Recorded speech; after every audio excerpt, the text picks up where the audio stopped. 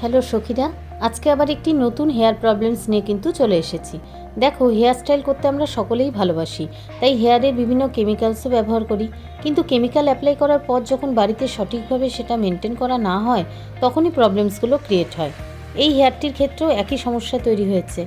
খুব সযত্নে সঠিক পদ্ধতিতে বিভিন্ন কিছু অ্যাপ্লিকেশন করে হেয়ারটির ড্যামেজ রিপেয়ার করার চেষ্টা করলাম এবং আশা করি সেটাতে কিছুটা সাকসেসও হলাম।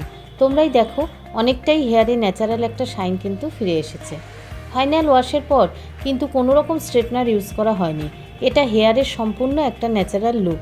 পারফেক্ট হেয়ার ড্রেসার হতে গেলে আগে অবশ্যই হেয়ারকে নিয়ে স্টাডি করতে হবে এবং তারপরেই সঠিক প্রিকোয়েশন এবং অবশ্যই টাইম নিয়ে হেয়ারকে রিপেয়ার করতে হবে। কাজের শেষে যখন ক্লায়েন্টের মুখে হাসি ফুটে ওঠে, তখন সত্যিই মনে হয় আমাদের সারাদিনের পরিশ্রম কিন্তু সার্থক হয়েছে। যাই হোক, সকলে ভালো থেকো, সুস্থ থেকো এবং অবশ্যই সখীর পাশে থেকো। আজকের মতো টাটা।